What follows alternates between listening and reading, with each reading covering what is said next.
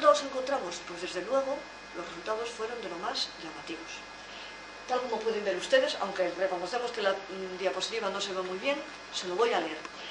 La violencia del varón contra la mujer estaba explicada en un 72,4% por la violencia sufrida por el varón en la infancia, como vemos las variables, la violencia vivida, los patrones educativos tenían mucha importancia, y por la violencia empleada de la mujer contra el varón.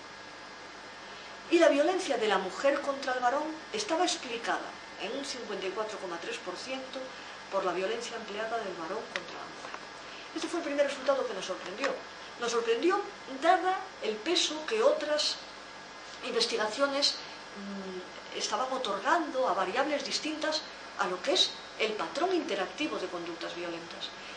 La verdad es que, pensando sobre esto, no sé cómo nos sorprendimos, porque realmente en un patrón de violencia están interactuando dos personas. Es prácticamente imposible pensar, salvo en un psicópata, y no hay tantos en nuestra sociedad, en una situación que se repita una y otra vez, donde alguien agrede y el otro sufre.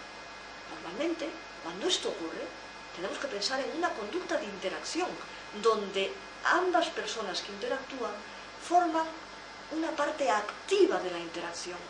Y lo que uno hace influye, pero de manera drástica, en lo que el otro hace. Y lo que el otro hace influye en lo que el siguiente vuelve a hacer. Es un patrón de interacción.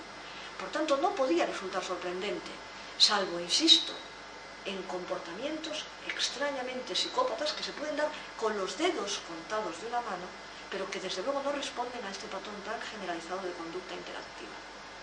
Unos años después realizamos otro estudio, cuyos resultados se publicaron en 2007.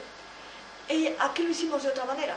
Fue ya con población española, estudiamos a presos de dos cárceles de España, en dos sitios geográficamente muy distantes, a personas que habían sido encarcelados por algún tipo de condena, no necesariamente relacionado con la violencia, pero que estaban integrando el grupo de maltratadores de sus cárceles correspondientes.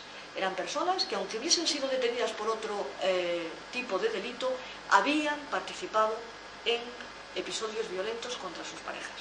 Y al mismo tiempo trabajamos con mujeres que estaban participando en programas de tratamiento a víctimas de violencia doméstica que se estaban dando por distintos ayuntamientos de la geografía española.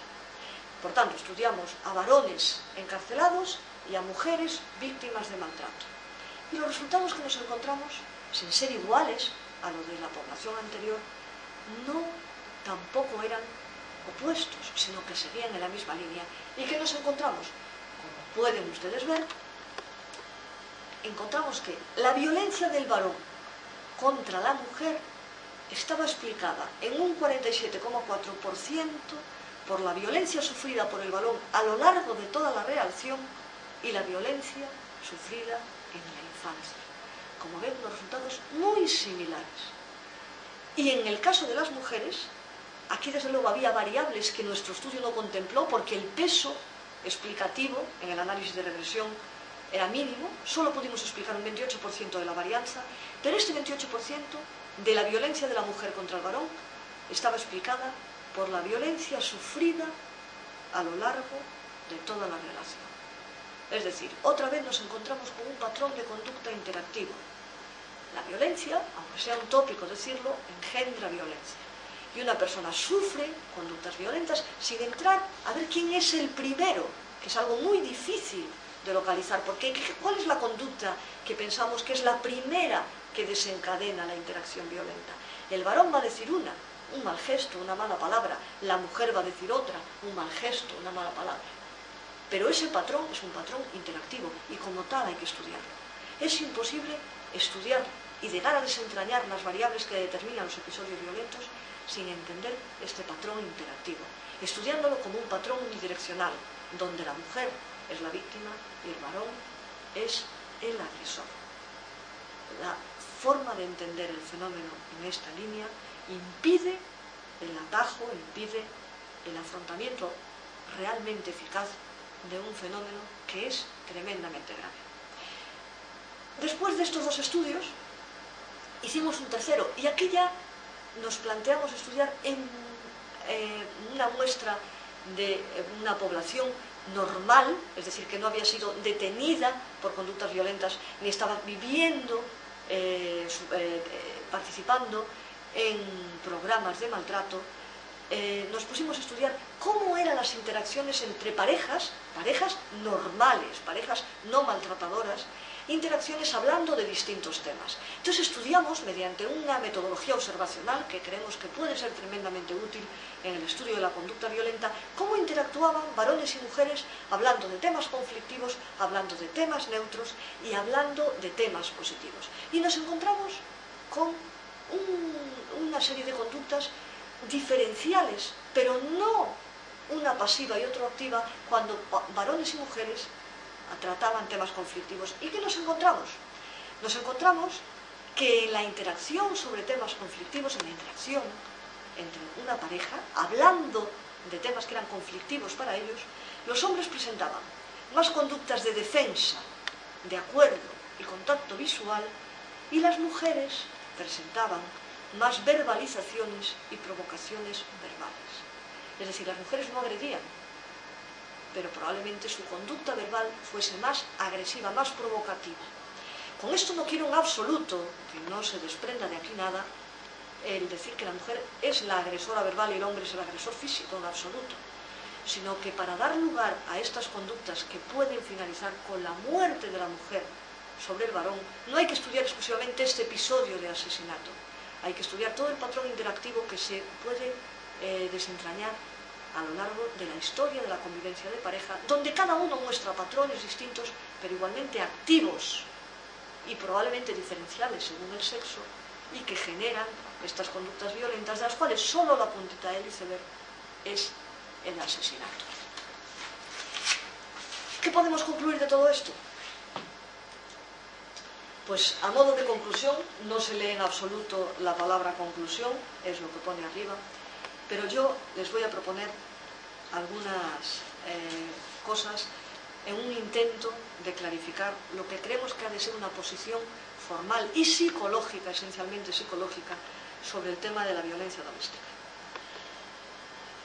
El análisis de la violencia doméstica exige, al margen de cualquier planteamiento sociológico que se plantee, que impere, una consideración psicológica. ¿Qué quiere decir esto?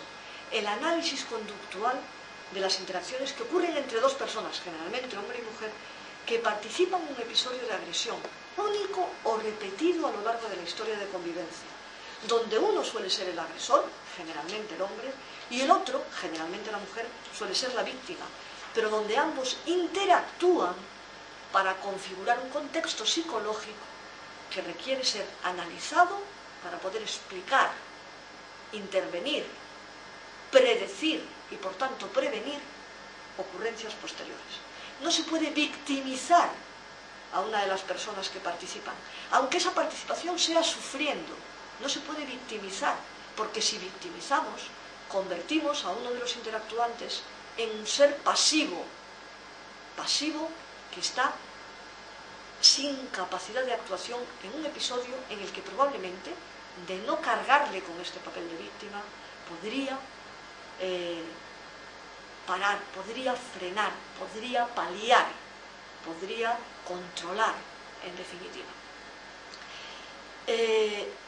No podemos victimizar a la mujer, pero tampoco podemos estigmatizar al agresor por su condición de varón, por su condición de supuesto psicópata, por su condición de más fuerte físicamente. Ambos tienen un papel activo, ambos son agentes de la interacción. La violencia doméstica es mucho más que una respuesta emocional extrema, incontrolada de un agresor sobre su víctima, es mucho más que esto. Es una respuesta instrumental que está siendo reforzada por la obtención de una serie de beneficios de control, beneficios de poder, beneficios sexuales, los que queramos, pero no por ello deja de ser una respuesta instrumental y no es en ningún momento un caso único, aislado, que ocurre en una relación interacción, que era todo perfecto, donde no había ningún tipo de tensiones. Por tanto, el análisis de la violencia exige la eliminación de la victimización, exige esta perspectiva diádica en su estudio. La violencia es cosa de dos personas que interactúan, no puede ser estudiada desde solo una perspectiva, exige el estudio de la interacción de parejas. Una forma muy adecuada de estudiarlo no es ya ir a parejas donde ya está todo viciado, donde se ha llegado a este punto de conductas que rozan, como digo, las agresiones incontroladas, emocionales, rozando lo psicópata, en absoluto. Para estudiar de verdad el fenómeno de la violencia hay que ver cómo se va desarrollando en parejas no violentas y en parejas violentas, pero también en parejas no violentas. Hay que ver cómo se va configurando un patrón violento dentro de parejas que tienen una convivencia normal y cómo esa respuesta instrumental va siendo reforzada hasta convertirse prácticamente en el patrón característico de esa pareja, que puede dar lugar, insisto, a esta finalización, a esta culminación en la muerte de uno de los interactuantes. Es, por tanto, imprescindible el análisis funcional de la interacción violenta. El análisis funcional implica el estudio y la consideración de estas variables disposicionales: nivel educativo, nivel socioeconómico, tensiones, estrés, número de hijos, consumo de alcohol, consumo de drogas, pero sobre todo el estudio de las variables funcionales, el estudio de las secuencias de interacción, estímulo, respuesta, estímulo, que conforman esta reacción violenta. Solo de esta manera conseguiremos, como digo, propiciar un conocimiento psicológico del tema que permita una actuación basada en un conocimiento sólido. Con esto, espero no haberme pasado del tiempo, llegamos al final de mi intervención. Me encantaría ahora estar a su disposición para contestar las preguntas que probablemente, o las dudas que puedan haber suscitado mis afirmaciones, mis comentarios, mi descripción del tema. Les agradezco enormemente su atención y, ya que no puedo estar personalmente con ustedes, les dejo mi correo electrónico para que se pongan en contacto conmigo si quieren algún tipo de aclaración o de discusión sobre este tema. Muchísimas gracias.